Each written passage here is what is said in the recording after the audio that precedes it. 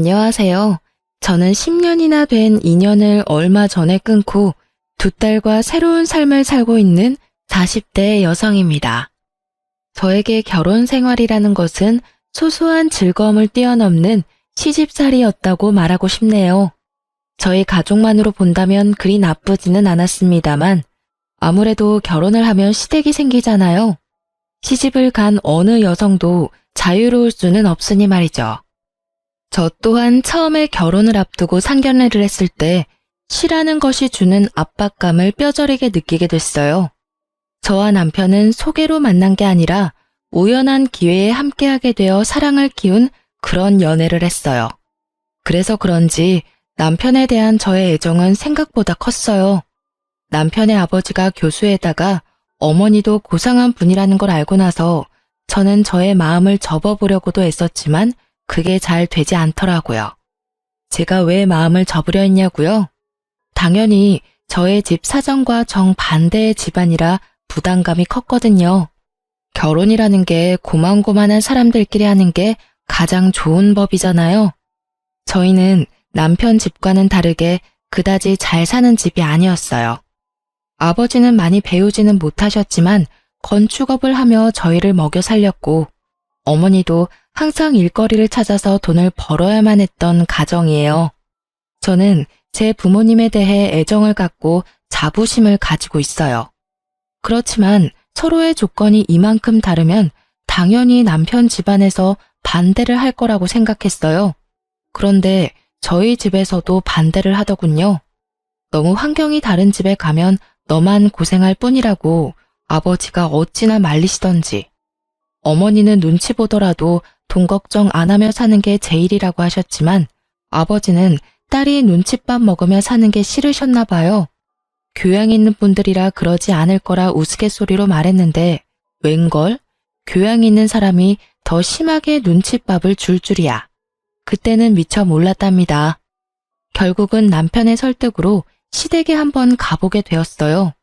상견례라던가 그런 건 아니었고 한번 갔다가 저를 탐탁치 않아 하면 그만두자 하고 생각했던 거였어요. 그렇게 시댁에 갔는데 두 분 다 의외로 호의적인 느낌이었어요. 시부는 깐깐하게 보였지만 교수님답게 옳고 그름에 민감한 분이었고 시모는 고상한 사모님처럼 보였지만 할 말은 다 하는 타입이었어요. 그리고 결혼 후에 시모가 교양 있는 말투로 독서를 한다는 걸 잘 알게 됐고요. 그때 시모는 제게 결혼을 하고 싶으면 한 가지 조건만 허락하면 된다고 하셨어요. 그건 바로 시모의 시모, 즉 시조모를 제가 맡아줬으면 한다는 거였어요. 물론 이게 같이 살면서 돌보라는 거였다면 저도 허락을 안 했겠지만 당시의 시조모는 작고 왜소한 분으로 본인 앞가림은 다 할 줄 아시는 분이셨어요. 그리고 혼자서 좋은 집에서 잘 살고 계셨고요. 대신 시조모가 부를 때는 무조건 가야 한다는 게 조건이었어요. 처음에는 망설였는데 시부가 한마디 거들더라고요. 시조모를 돌본다면 시부모인 자기들은 모실 필요 없다고요. 그리고 시조모를 모시며 결혼하면 신혼집을 마련해 주겠다고 하셨어요. 그 이야기에 저는 마음이 확 기울었어요. 나쁘지 않은 이야기라고 생각했어요. 아무래도 없는 집에서 자란 제게 자가라는 건 상상만으로도 달콤한 것이었으니까요. 그래서 저는 그 일을 맞는 조건으로 결혼을 할 수 있게 되었죠. 그런데 문제는 시모를 모시지 않는다고 하여 시집살이에서 자유로울 수는 없다는 점이었어요. 제가 그 부분을 놓친 거였죠. 저는 결혼 후 첫째 딸을 낳고 그럭저럭 괜찮은 시간들을 보내고 있었어요. 시모가 말한 시조모를 모시는 일도 그렇게 힘든 일은 아니었어요. 오히려 시조모의 성품이 저와 잘 맞아서인지 둘이서 대화를 하는 게 그렇게 재미있을 수 없더라고요. 저는 애늙은이 같은 면이 있었고 시조모는 젊어 보이는 것에 민감했으니 어찌저찌 잘 맞았던 거였어요.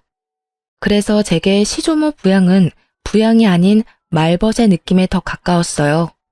처음에는 빠릿하게 집안일을 해나갔다면 이후에는 차츰 시조모께서 그런 일은 아줌마를 부르면 된다며 이야기나 더 하고 가자고 하시더라고요. 결국은 재미있게 이야기를 하고 맛있는 걸 먹는 아주 재미있는 시간이 되었으니 저야 더 바랄 게 없는 상황이었죠.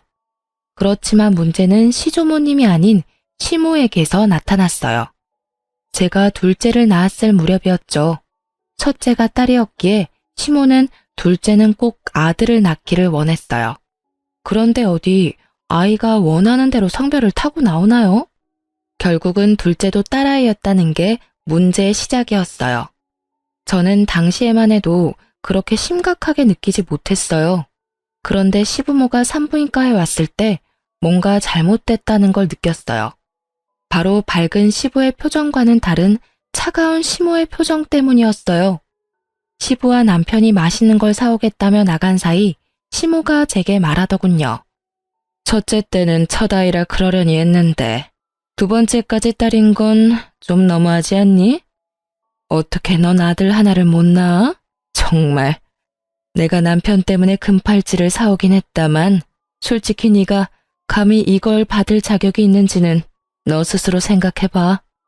그리고 딸 낳고 조리할 생각은 하지 말고 보름 뒤에 집에서 김장하니까 그때 꼭 와서 거들고 가거라. 보름 뒤요? 애가 아직 어려서 다른 데 맡기기가 힘든데 올해만 좀 봐주시면. 봐주긴 뭘 봐줘?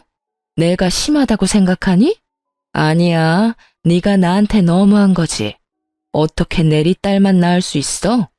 아들이 없으면 우리 집 재산은 누가 지내? 저는 시모의 말에 할 말이 없었어요. 제가 잘못해서가 아니라 어이가 없어서요.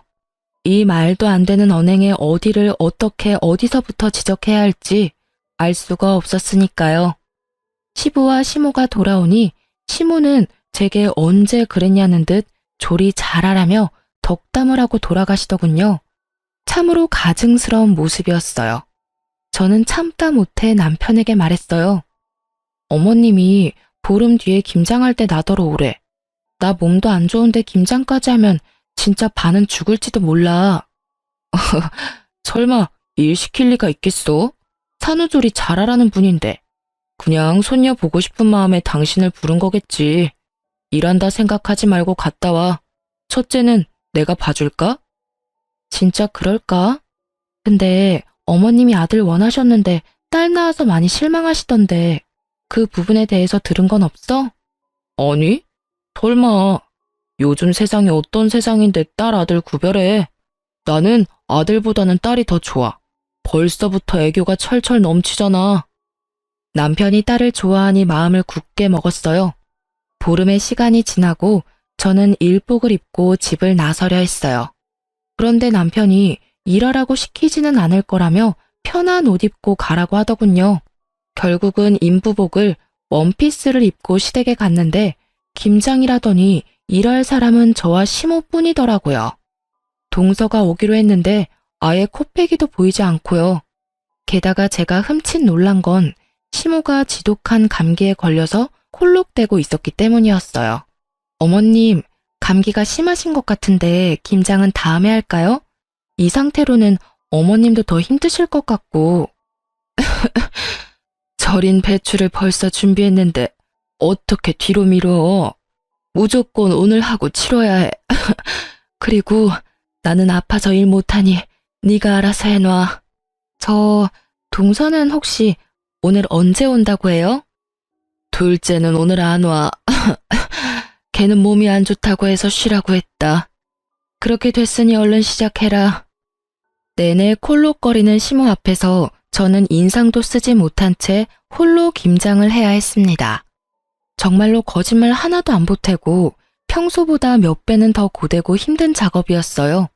결국은 혼자서 배추와 사투를 벌인 끝에 김장이 끝났고 집에 돌아온 저는 근육통으로 저녁 내내 앓아야 했어요. 그리고 그 다음 날부터는 열이 오르는 바람에 아이들을 안아보지도 못하고 병원까지 다녀왔어야 했죠. 시모에게 옮은 감기가 어찌나 독한지 아이들을 안아볼 수도 없게 막더라고요. 제가 애들을 볼 수 없으니 결국 남편이 애들을 떠안게 됐고 그 때문에 남편은 남편대로 애 둘을 보느라 힘든지 은근히 제 탓을 하더라고요. 아니, 도대체 어디서 감기로 옮아온 거야? 갓난쟁이 돌보면 집에 딱 붙어 있어야지. 당신 김장 갔던 날 평소보다 늦게 들어왔던데 어디 다른 데 가서 있었던 거 아니야? 산후조리 해야 할 사람이 몸 관리를 어떻게 하길래 감기에 걸려? 머리 아프니까 나한테 뭐라고 하지 마. 내가 가고 싶다고 했어? 오라고 한 건 어머님이고 등 떠민 건 당신이야. 그리고 그 감기균이 어디서 얼마 온 건지 가르쳐 줄게. 어머님이 감기 걸리셨더라고. 동서도 불참한 상태에서 나 혼자 김장하느라 정말 죽을 뻔했거든? 어떻게 몸조리도 안 끝난 사람을 불러서 일을 시켜. 당신한테 말하기 힘들어서 말 안 했는데 어머님이 나 둘째 낳고 무슨 소리 했는지 알아? 딸 낳고 무슨 산후조리 하냐고 혼내시더라. 그리고는 김장 오래잖아. 아들 못 낳은 게 내 탓이야? 내 탓이냐고. 그게 사람을 이렇게 못 살게 굴 이유가 되는 거야? 결국 저는 터져버렸고 그 이야기를 들은 남편은 깜짝 놀라더니 그 길로 씩씩거리며 시댁에 전화를 하더군요. 어머니, 어쩌자고 출산한 지 보름밖에 안 된 사람을 불러다가 김장을 시킨 거예요. 그것도 혼자서 했다는데 대체 무슨 생각이신 거냐고요? 지금 집사람 아파서 몸도 못 가눌 정도라고요. 그것 때문에 지금 제가 얼마나 고생하고 있는지 알기는 아시냐고요. 걔가 아픈데 웬 네가 고생을 해. 며느리 좀 바꿔봐라. 너한테 일 시키는 거면 내가 한 소리 좀 해야겠다. 어머니가 지금 제 일을 만들어주고 있잖아요. 어머니가 집사람한테 옮긴 감기 때문에 집사람이 애를 못 보잖아요. 이제 막 보름 된 둘째 감기라도 옮으면 어머니가 책임지실 거예요? 엄마가 애를 못 보니 저라도 애를 봐야 할 거 아니냐고요. 결국 시모는 별말 못하고 전화를 끊었죠. 솔직히 입이 10개라도 할 말이 없을걸요? 그러게 면역력 떨어진 산모를 왜 데려오냐 이 말이에요. 그렇게 1차로 이야기가 끝난 줄 알았는데 감기가 가라앉고 나서 시부가 저희 부부를 시댁으로 불렀어요.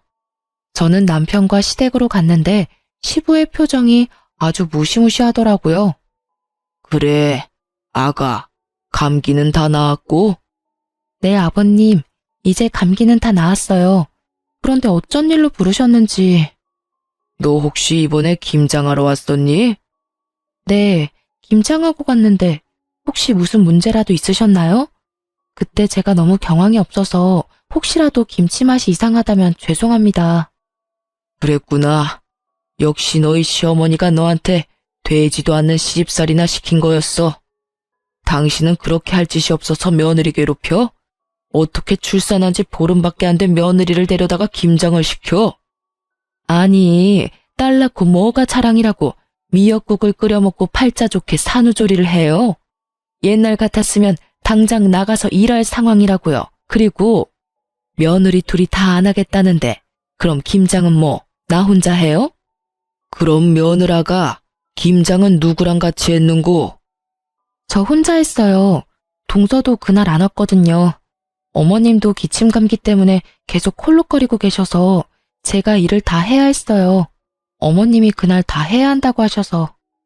어이구, 맨날 나가서 교양 있는 척은 혼자서 다 하더니 이거 봐. 당신이 그렇게 중요하게 여기는 교양과 상식에 출산 직후의 여성을 김장에 막 부려먹어도 된다고 하든 조선시대에도 이렇게까지는 안 했을 거야. 게다가 감기에 걸려서 콜록거리면서 어떻게 애를 봐야 할 사람을 불러서 감기로 옮기도록 할 수가 있어. 상식이라고는 어디다 갖다 처박아 놨길래 이런 사달을 만들어? 결국 시부가 화를 내고 시모에게 사과하라고 했지만 시모는 절대로 미안하다 한마디를 안 하더라고요. 뭐 저도 사과받을 생각이 없기는 했어요. 그걸 보고는 시부가 저에게 미안하다며 사과를 하시더라고요. 그때 저는 앞으로도 시모와는 이렇게 대면대면 거리 두고 살기로 작정했어요. 그렇게 다짐하고 나니 그 뒤로부터는 시모에게도 할 말은 하게 되더라고요. 그렇게 시모와의 사이가 악화되고도 그럭저럭 5년을 더 살았어요. 그동안에도 시모는 저에게 날카로운 눈총을 보내기도 했어요. 그리고 추석이 지난 공휴일에 친정에서 연락이 왔어요. 딸, 빨리 병원으로 와. 너희 아버지 아파서 지금 병원에 왔는데 나 혼자 무서워서 못 있겠어. 왜, 무슨 일인데 병원이야? 너희 아버지가 갑자기 숨이 잘 안 쉬어진다고 해서 병원 응급실에 왔는데 뭐가 안 좋나 봐. 의사들 얼굴이 심각해. 전화를 받으면서 옷을 후다닥 갈아입은 제가 병원에 도착했을 때 친정엄마는 거의 무너져 있었어요. 폐암 4기에 간이며 콩팥이며 뇌까지 전이가 다 된 상태라고 하더군요. 결국 수술은 불가하고 항암과 방사선으로 여명을 조금씩 늘리는 수밖에 없다고 하더라고요. 입원실에 들어간 아버지는 본인의 상태를 어느 정도 짐작한 듯 보이더라고요. 그리고 더 이상 치료에 희망이 없음을 느끼셨는지 집으로 가고 싶다고 엄청 떼를 쓰셨어요. 마음 같아서는 계속 병원에 두고 싶었지만 집이 보고 싶었을지도 모른다는 생각에 엄마와 저는 아버지를 집으로 데려왔고 가족 모두가 함께 하기로 했어요. 그래서 남편과 시조모에게도 미리 말을 했어요. 며칠이 될지 몇 주가 될지는 모르겠지만 친정에서 당분간 지내겠다고요. 물론 아이들은 데리고 가기로 했어요. 손녀들 얼굴 보면 아버지께 희망이 조금이라도 생기지 않을까 하는 마음에서 데리고 간 거였어요. 아버지가 너무 좋아하시더라고요. 병원에 있을 때보다 훨씬 얼굴이 좋아 보였어요. 물론 몸 상태는 안 좋으셨지만 마음이 편안해 보이는 게 보여서 저도 좋았죠. 그렇게 한 사흘쯤 됐을까요? 그때 시모가 급한 일이 있으니 시댁에 좀 오라더라고요. 아버지의 상태가 그리 좋지 않아 거절하려고 했는데 시모가 무조건 와야 된다는 거예요. 그만큼 중요한 일이 뭐가 있나 생각해봐도 전혀 생각이 나지 않으니 결국은 잠깐 갔다 오기로 했어요. 시댁에 갔더니 동서가 집에 와 있더라고요. 동서는 보름 전 출산을 하고 이제 막 조리원에서 나온 상태였거든요.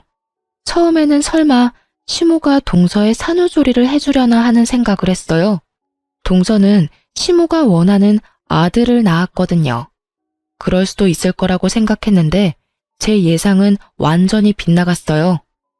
왔으면 빨리 네 동서 수발이나 들어라. 넌 뭘 하느라 집에 없어? 하긴 딸만 둘 낳은 네가 이렇게 아들 낳은 동서 얼굴 보는 것도 민망하겠지. 그래도 이럴 때는 네가 솔선수범으로 와서 도와야 하는 게 맞는 거 아니니? 동서의 아들을 품에 안고 어르는 것을 보니 우리 아이들 태어났을 때가 생각나더라고요.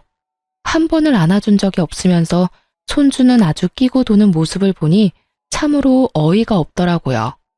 제가 아무 말도 없이 미동도 없이 시모만 쳐다보고 있으니 뭐 하냐는 식으로 제게 말하더라고요. 뭐해? 설마 싫은 거야?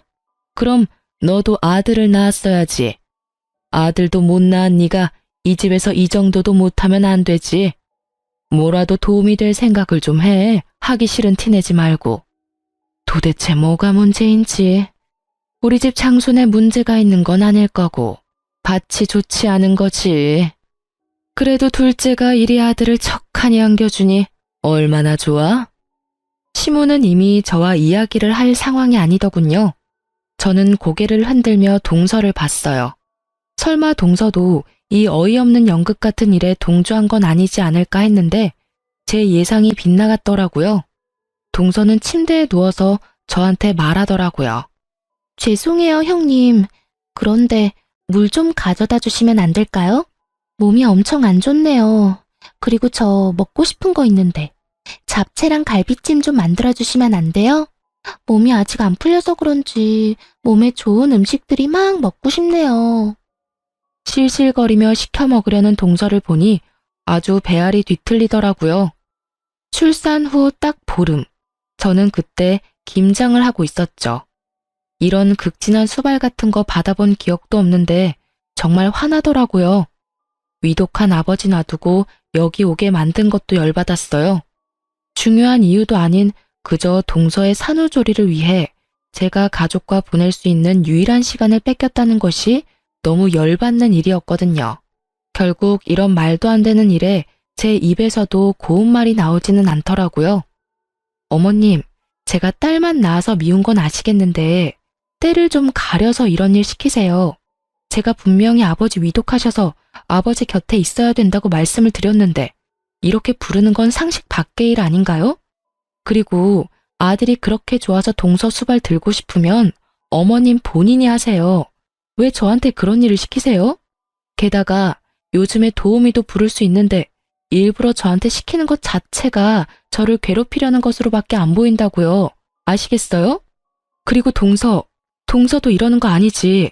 내가 손윗 사람인데 아주 턱짓으로 사람을 부려먹으려고 해. 물 먹고 싶으면 알아서 가져와서 먹어. 손이 없어 발이 없어. 이런 일로 저 부르지 마세요. 아니 뭐 저런, 네가 뭐가 바빠서 이런 일도 못 도와줘? 그럼 늙은 내가 며느리 수발 들어야 되니? 어머님이 여기에 동서 불렀을 거 아니에요. 그럼 어머님이 책임지셔야지.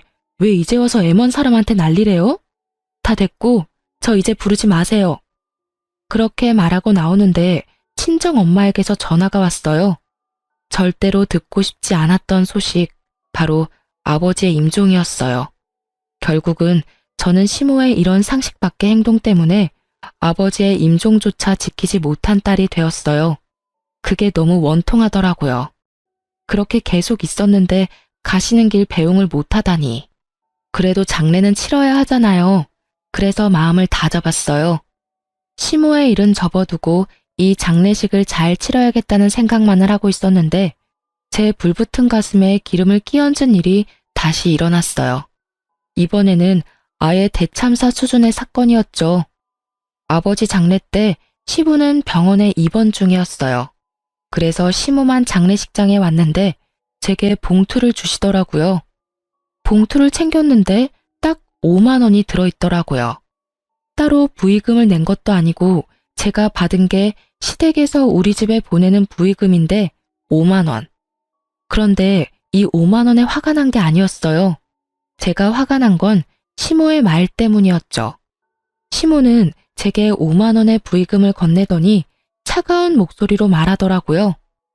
사돈어른께서 가시는 길이 참 마음이 아프시겠네. 아들도 못 낳는 딸 낳아두고 저 세상 가는 마음이 어떻겠어? 그리고 어떻게 꼭 돌아가셔도 이렇게 남의 경사 때 돌아가시는지 모르겠어. 우리 집 손주 태어난 거 아시고 질투나셔서 일찍 그렇게 되신 건지도 모르지. 안 그러니? 이게 초상집에 와서 할 말인가요? 괜찮니? 라는 말 한마디라도 좋았을 일인데 여기까지 와서 그런 말을 하다니. 저는 시모의 말이 저를 향한 욕이 아니라 친정아버지에 대한 모욕으로 받아들였어요. 결국 장례식이 끝나고 꾹꾹 눌러 담았던 화를 남편에게 가서 풀었어요. 어머님, 도대체 나한테 왜 그러시는 거야? 당신 장례식장에서 어머님 봤어? 또 무슨 일 때문에 그러는데? 엄마 그러는 거 하루 이틀 일도 아니잖아. 그냥 당신이 참고 좀 넘어가면 안 돼? 아니, 당신은 왜 내가 잘못했다는 식으로 말해? 어머님이 오늘 장례식장에 오셔서 꼴랑 부의금 5만 원 주고 가셨어. 그러면서 나한테 뭘 하시는 줄 알아? 몰라. 모르겠고 듣고 싶지도 않아. 그리고 부의금 5만 원이 어때서? 돈 때문에 난리치는 거 보니 정이 다 떨어져. 엄마가 장례식장까지 간 정성이 있는데 설마 돈 적게 냈다고 뭐라 하는 거야? 너 진짜 그러는 거 아니다.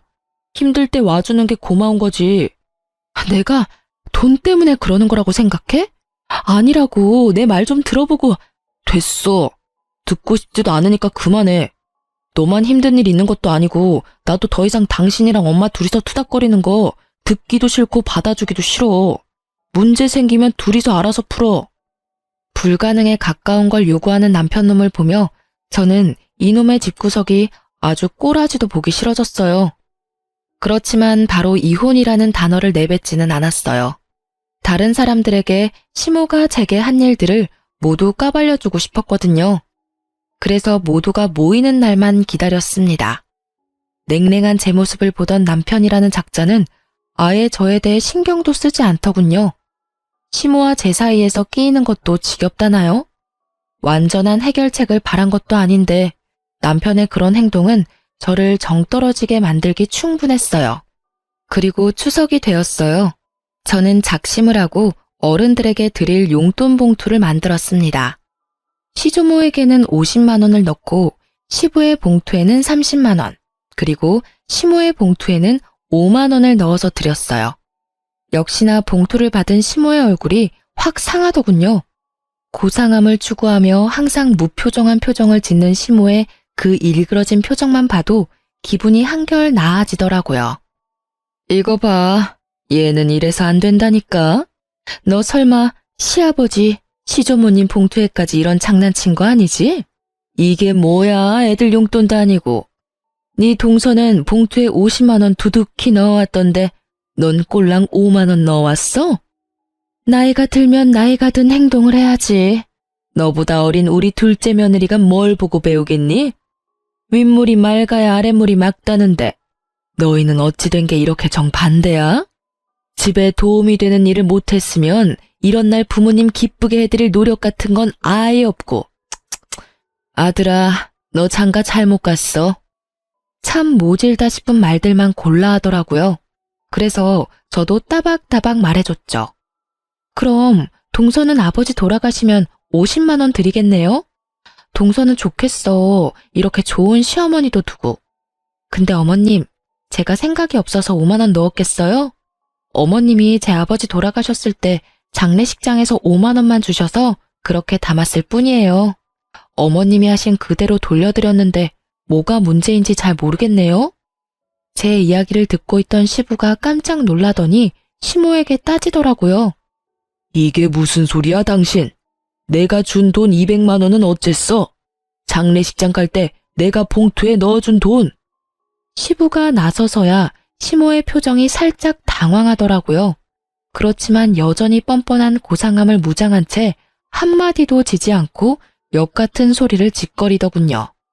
아니, 아들도 못 낳은 며느리예요. 아무리 사돈 어른이라도 그만큼 받을 만한 이유가 없죠. 이 집안에 도움될 만한 일을 얘가 한 적이 없는데 왜 우리가 돈을 그만큼을 써야 해요? 그 이야기를 들으니 딱 감이 오더라고요. 시모 혼자 이 모든 일을 벌였구나 하고요. 여보, 그만 좀 해. 장례식장에서 5만 원 받은 일로 아직까지 꽁에 있는 거야? 내가 제발 좀 이해하고 넘어가자고 했잖아. 어머니 옛날 사람이고 아들 좋아하는 거 이미 잘 알고 있는데 새삼스레 왜 이제 와서 이러는데. 제발 조용히 좀 살자, 어?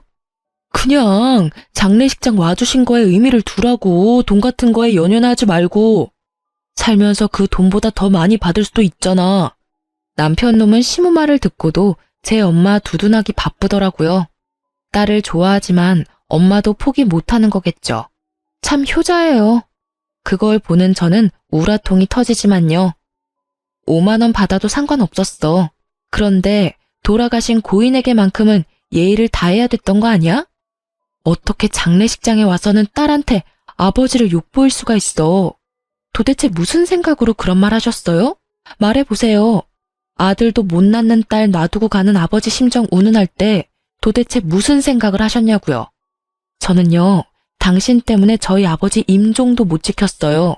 그 잘난 아들 낳은 동서 산후조리 수발 들라며 저 불러냈을 때 저희 아버지 돌아가셨거든요. 이러니 제 가슴에 못이 박히지. 아버지 마지막도 못 본 저한테 장례식장에서까지 그런 말씀 하셨어야 했어요? 그건 저를 욕보인 게 아니라 저희 친정 아버지를 욕보인 거라고요. 악에 받쳐 말하는 제 말에 시부의 얼굴이 터질 것처럼 벌겋게 달아오르더라고요.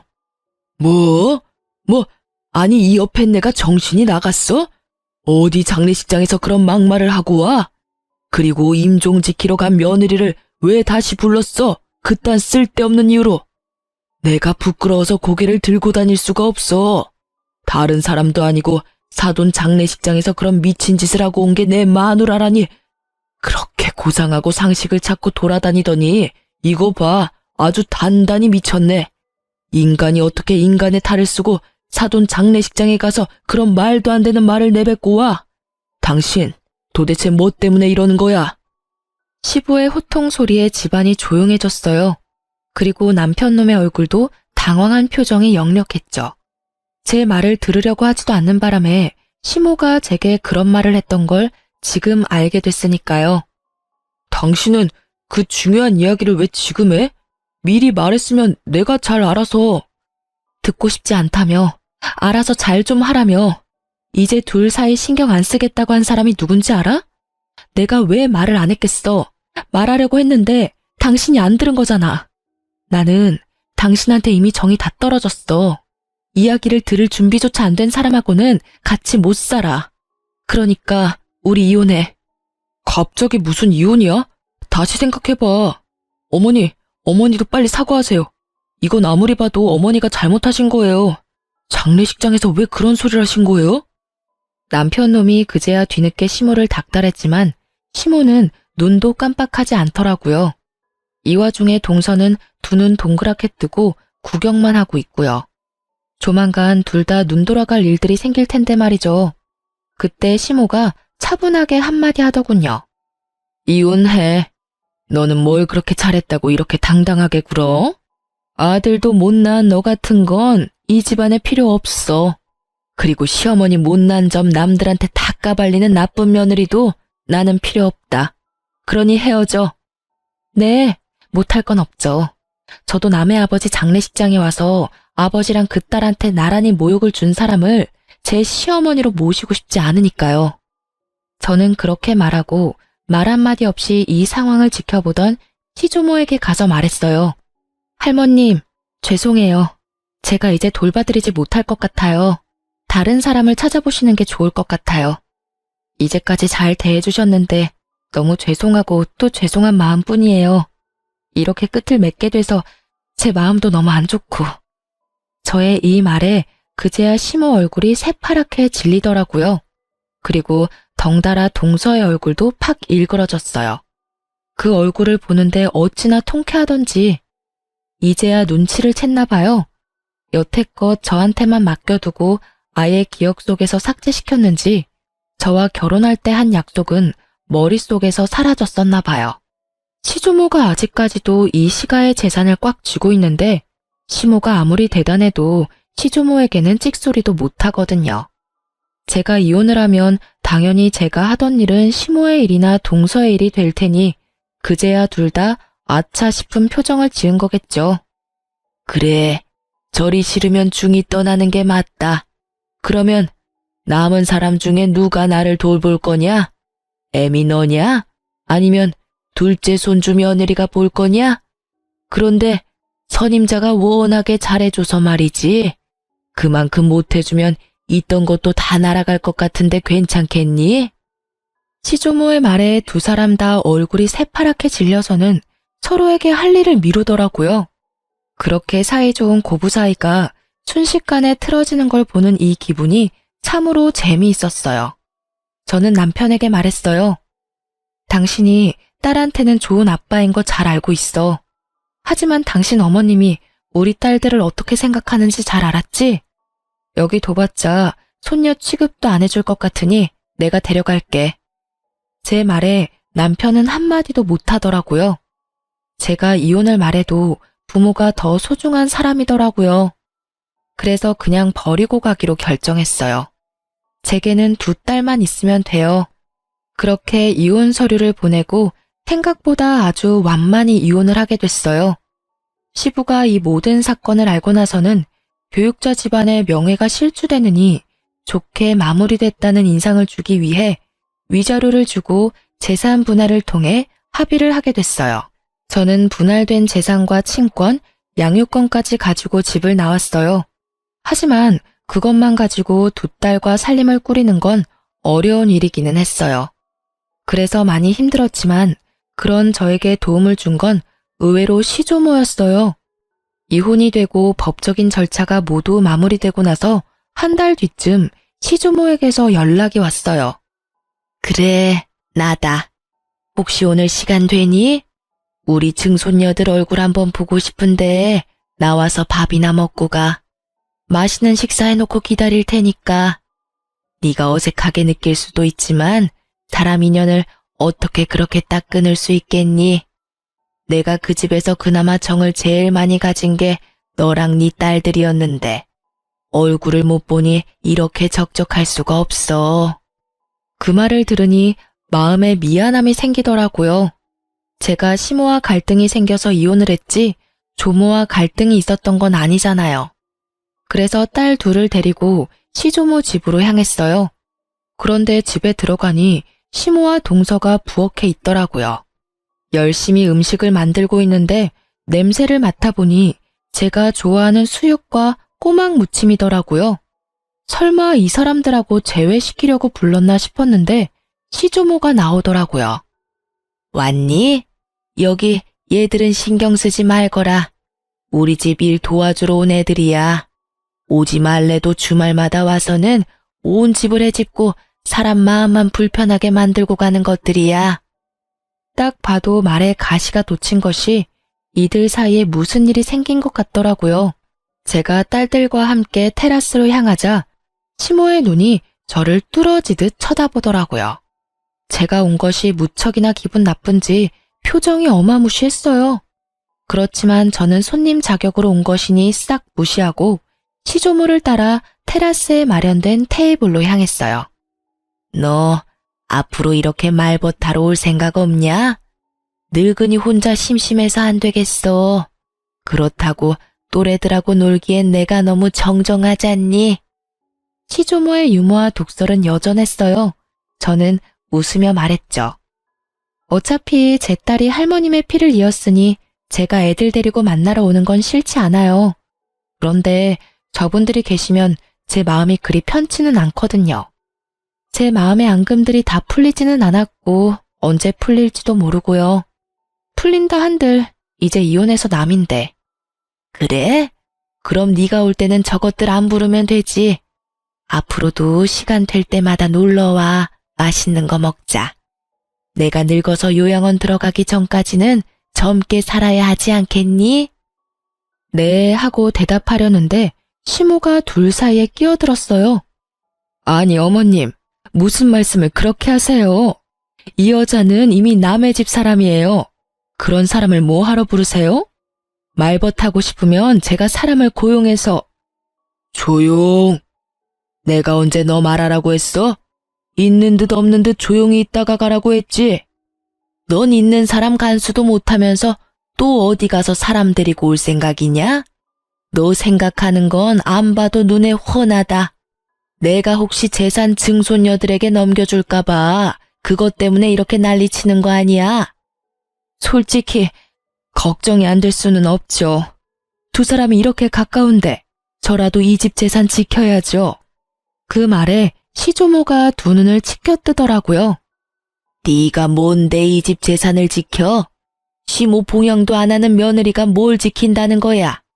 막말로 너 얘 결혼시킬 때도 네가 날 부양하기 싫으니까 며느리 앞세워서 나 부양하도록 시킨 거 아니냐? 그러면 재산이 가더라도 네 며느리한테 가야지 왜 너한테 재산을 줘? 10년을 넘게 내 말벗을 한 손주 며느리를 그런 식으로 사람 취급도 안 하고 내쫓아가지고 일을 복잡하게 만든 건 너다. 어머니, 정말로 이 집 재산 이쪽에 나눠주실 거예요? 그런 법이 어디 있어요? 이제 법적으로 완전 남인데. 완전 남이 어디 있어? 내 피가 이어진 내 손주들이야. 피가 이어지지 않은 건 너겠지. 이 집 재산이 네 거라고 착각하나 본데 아직까지는 내 명의로 된 재산이야.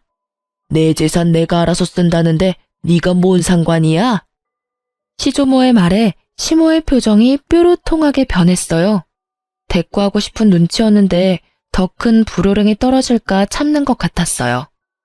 둘 다 하기 싫은 거 억지로 하는 얼굴로 와서는 일도 제대로 안 하고 집만 어지르고 가는 거 내 모를 줄 알았냐? 그런 주제에 재산이 탐이 나기는 나. 재산 가져갈 생각이면 간쓸게 다 빼다 줄 것처럼 살랑거려도 모자랄 판에 낯짝 뻔뻔하게 들고는 너희들 일 전부 직원들한테 시키는 거 내가 봐서 다 알아. 둘째 손부는 10년의 정이 있고 증손녀들도 아주 내 마음에 쏙 들게 컸으니 재산을 물려주지 않을 이유도 없어. 부양하러 온 주제에 사람 불편하게 만드는 너희보다는 훨씬 가족 같은 게 둘째 손부야. 시조모는 그렇게 말하고 통장과 도장을 하나 꺼내더라고요. 이혼 전에 주려고 했던 건데 지금 주게 되는구나. 자, 여기 얼마 안 되지만 6천만 원이다. 네가 나를 모시러 온 그달부터 꼬박꼬박 50만 원씩 넣었어. 내가 주는 선물이고 그게 불편하면 퇴직금이라고 생각해라. 그간 고생 많이 했다. 어머님, 그걸 왜 생판 남한테 주시냐고요?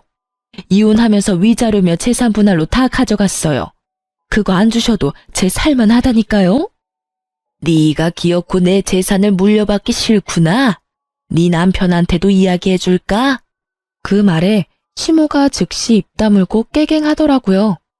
저는 시조모의 선의를 좋은 마음으로 받아들였고 그 돈과 위자료, 재산 분할로 받은 돈으로 지방의 작은 아파트를 구할 수 있었어요. 그 뒤로도 시조모와는 좋은 관계로 잘 지내고 있어요. 그러나 시모와 동서는 결국 조모의 화를 피하지 못한 듯 하더라고요. 시조모가 지나가는 말로 슬쩍 이야기하시더라고요. 얼마 전에 유언장을 썼는데 쓸데없는 이름 2개를 지워버렸어. 내 평생 돈이라고는 들고 나가는 게 제멋대로라 내가 마음대로 하는 게 아니라는 생각이었는데 그것들 하는 걸 보니 아주 아깝더라고. 그래서 빼버렸지. 그랬더니 아들놈이 지 마누라를 잡는데 아주 배꼽 잡고 웃었구나. 고상한 척 아주 혼자 온 집안을 들쑤시고 다니더니 결국은 남편한테까지 버림받을까봐 요새는 설설 겨. 그러게 처음부터 마음을 곱게 썼으면 이런 일 없었을 거 아니니? 그 말을 들어보니 결국은 시부에게도 미움받게 되고 동서도 시모의 그런 모습을 보고는 노선을 갈아탄 듯 보였어요. 그 이야기를 들으니 이상하게도 마음이 좀 후련해지더라고요. 제 마음속에 그만큼 상처가 됐었나 봐요. 하긴 장례식장에서 그런 일을 겪을 줄 누가 상상이나 했겠어요? 2 딸들은 시모가 자기들을 홀대한 걸 기억하고 있어서인지 제 이혼도 잘 받아들여 주었어요. 전 남편은 아이들을 좋아해서 자주 만나러 와요. 그러면서 매번 재결합을 말하더라고요. 그 사람도 사람인지라 저와 재결합하면 할머니가 자기에게 재산을 많이 물려줄 거라 생각했나 봐요.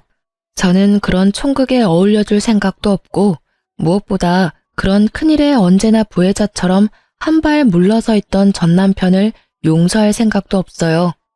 제가 시모와 사이가 나빠진 건 시모의 행동과 언행에도 문제가 있었지만 전 남편이 적절히 중간에서 중재를 해주지 않았다는 것도 크다고 생각하거든요.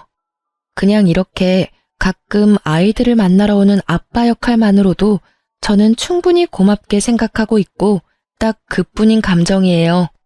저는 시모 때문에 재혼 생각은 아예 없이 그냥 살고 있어요.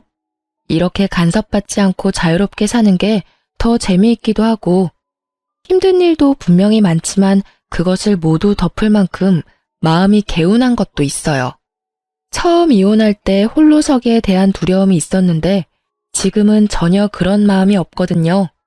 글을 쓰다 보니 한없이 길어졌지만 제가 하고 싶은 이야기는 다 쓴 것 같아요. 제 이야기에 같이 욕해주시는 분도 계실 거고 안타까워할 분들도 계실 거예요. 그렇지만 저는 지금 그 어느 때보다도 즐거운 하루를 보내고 있어요. 모두들 저처럼 홀가분하고 행복한 하루를 보내시길 바래요. 글 읽어주셔서 감사합니다.